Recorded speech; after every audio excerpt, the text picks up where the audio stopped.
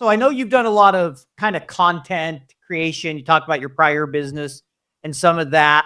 How do you see just the content side of marketing? How does finance kind of weigh in to make sure it's being used well and think about some companies say, hey, we should do all content marketing, or we should do all events, or all, SEO or paid. How does a finance person look at that, and outside of just saying, hey, here's the returns, here's what we think is going to happen, and kind of sense check it and go, yeah, this makes sense. Okay, I think a content strategy is right here. Any advice on kind of how to make sure you're having good conversations with marketing versus either just rubber stamping it or saying, hey, I just want a better return? Because that, we really want to be advisors. Well, we're going to open a big can of worms here. So we have enough time? I'm getting that. I like can of worms. Okay, cool. So first off, content marketing is an incredibly broad term that encompasses different distribution channels, mediums, formats. And so just saying, should we or should we not do content marketing is not the right question. And then the second part of it, and I'll get into this a little bit, I also believe that marketing is a terrible categorization of that function and objectives, which include short-term and long-term brand building and lead gen, tactical and strategic, and vision and story and science, and it's all over the place. And so I'm recommending not necessarily an org structure change, but instead a mindset and thinking change around the subcategories that go into the marketing department, or what I'll view now as the pipeline creation team. Yeah, the 4 buckets you talked about before. That's actually quite a little bit different there, so just stick with me here. All right, yeah, I wouldn't bring us down the same road. So part of it is what I'll call business strategy. You have product marketing, messaging, positioning, competitive intelligence, sales enablement, analyst relations, PR. You have all this different stuff at the top, which is a lot of art and messaging and has an impact across the entire customer lifecycle. So you have that part of it. And then you have demand creation, which is we have these target accounts. And we want to shorten the time between them and them being engaged with our company. So we're going to go out and get them, whether it's through outbound advertising, we're going to get that and shorten the time. Then you have the supply chain, which is getting customers, no matter where they came from, a qualified customer that comes and is ready to be prospected by the prospecting team. And ideally, high quality signal, high quality account. Doesn't matter whether it came from ZoomInfo, your website, an event. Finance people should get this. Marketing and sales leaders don't get it because they've been playing the credit game for way too long. Just put them all together. Who cares whether it comes from ZoomInfo or your website? We want to have that data so we can make better decisions long term, but it's not for crediting. And then lastly, you have the prospecting engine. Okay? And so the reason that I say that is because content falls across all those different things and has different objectives across the things.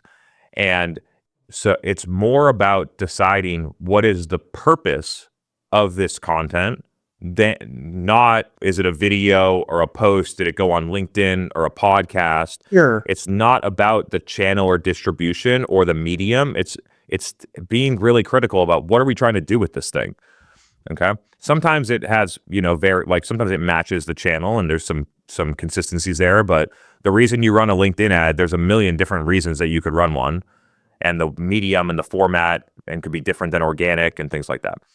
So when you think about content, the way that content breaks down is in 3 different areas. The foundation is the message and the perspective. Like, what are you saying? Is it valuable? The strategy.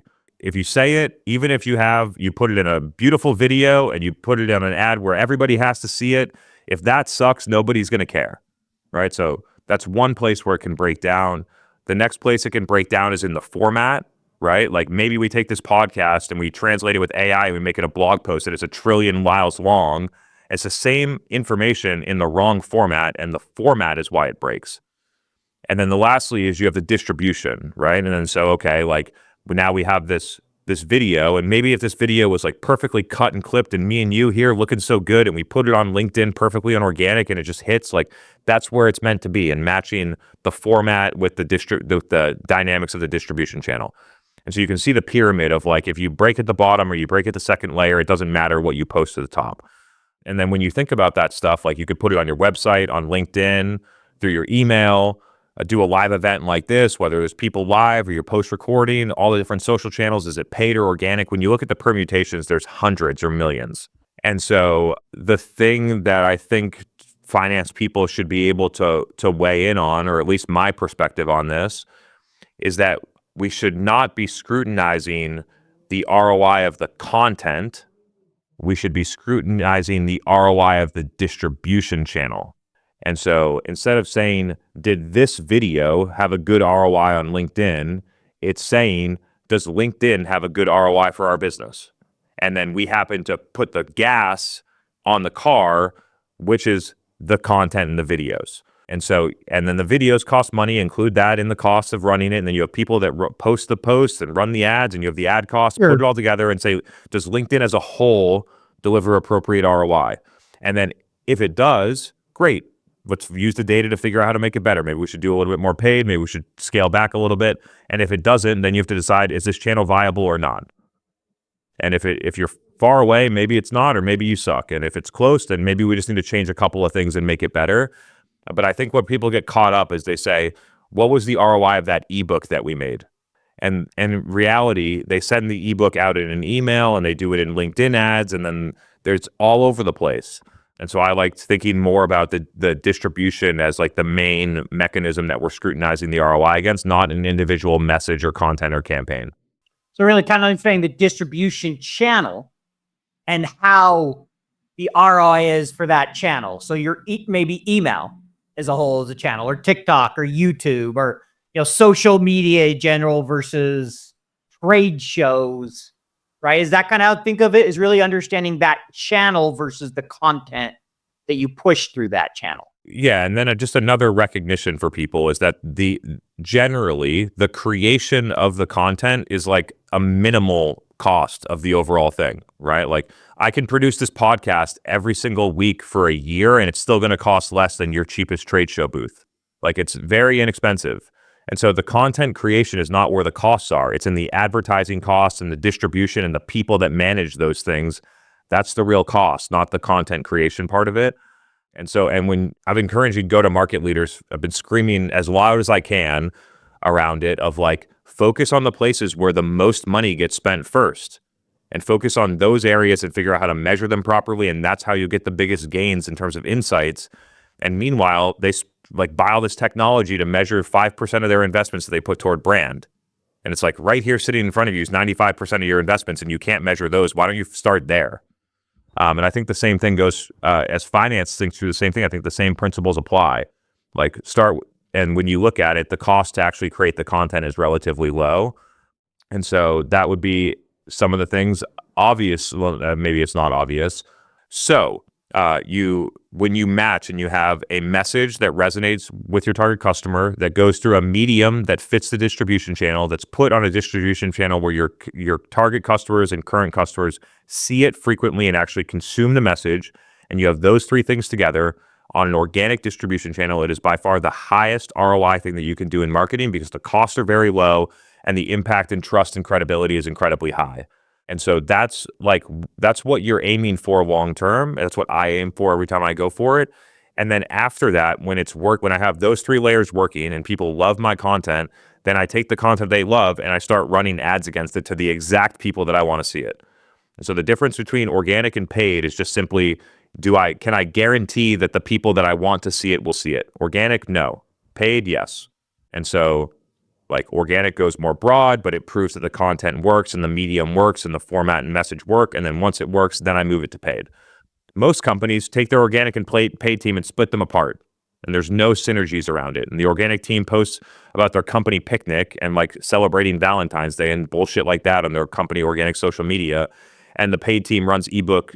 Here's our ebook. Come download it. Come get a demo. We'll give you a gift card if you have a meeting with our sales team, all this performance marketing. And they spend $1 million and don't get an appropriate ROI on it. And really, it's the blend between the two. But I think you should force organic content to work first, and then just use paid to boost the awesome organic content to exactly who you want to see it. I mean, to me, that makes a lot of sense, right? Because you're doing it at a much lower cost to confirm it works. Then you're just making sure the right people see it. Seems logical, yeah. Yeah, I mean, the way you explain it seems very logical. I mean, obviously, as I do marketing, often trying to find the right people. I haven't done any paid for my business yet, or very little. But as I'm sitting here and as we're talking, it makes me think of some of more of those paid areas of, okay, as content sitting, I really should go find more of my tribe, so to speak. Yeah, and it stems from the siloed, outdated thinking that comes from the marketing department, which is like, oh, we do organic social media for brand. Like, oh, that's why we talk about our company picnic and we like promote the holiday that we're doing and we talk about shit that our customers don't care about and nobody likes and we don't get any engagement on. And then we have the demand or the performance marketing team over here, and they're just supposed to get leads. And then they just go over and they pound leads. And it's like, if you just rethought the whole thing, you would come to the same conclusion that I did. Prove out our customers love this, and it's focused on what they need to hear to either buy or renew with our business, and then make that be able to work, and then just use it on paid. And the reason is because most companies run paid advertising on content that isn't tested. And when you do that, you don't know. Why is the reason this isn't working? Is it because the content sucks? The message wasn't right? It was the wrong format or medium? We didn't target the right people? It was the wrong distribution channel? There's a million variables as to why the advertising doesn't work, and you don't know because it's not tested. And when you prove the content works, there's only two variables that can go wrong after that when you move it to paid. We didn't give it to the right people, or we didn't run it against the right objective. Yeah, makes sense. I mean, it goes back to, right, a lot of marketing, we do testing. It's testing it in the right order so you can control those variables. Because we all know how many variables any experiment can have. It's so hard to experiment in the real world because you're like, okay, did it fail because of this or that or this or that? And so the more you can remove variables, reduce cost, you've reduced risk. I mean, that makes a lot of sense to me. And then I got one more thing for the finance department, because a lot of the particular on this topic, and the reason is because most people that I talk to are like, how much pipeline are we getting from our podcast, right? Or we're like, how many leads did we get from our podcast? Or replace podcast with whatever, brand organic channel, and that's the same question that gets asked. And I'd like to offer a different perspective from my seat, which is that the reason that I do this is not because of pipeline and leads.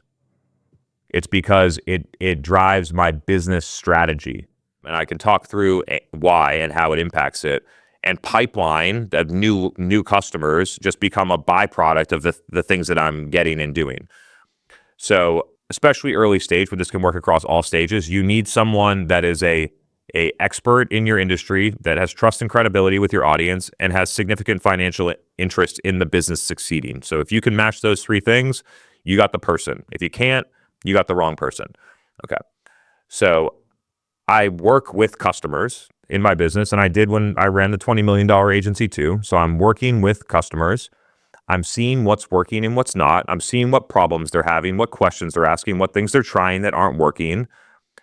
I see the patterns, and then I take them and I start talking about them on the podcast, and I talk about them and bring them up and, share what people are trying, how it's not working. Most of the time I invite a live audience. I just did it an hour ago. So now there's 50 or 100 people that are the right type of person that's going to buy from my company or refer people to my company. I'm sharing the information, and they come back and say, oh yeah, but I can't get this to happen in my company because of X. And they bring up objections. They ask deeper questions. They say, I didn't get that. Can you explain it to me differently? And all of a sudden, I'm basically getting incredible market insights every single week about exactly what's going on with my customer. And then I can start to architect the product, the sales message, the marketing strategy based on what I'm hearing from these people. And you can see the whole thing. So that's the reason why I do it.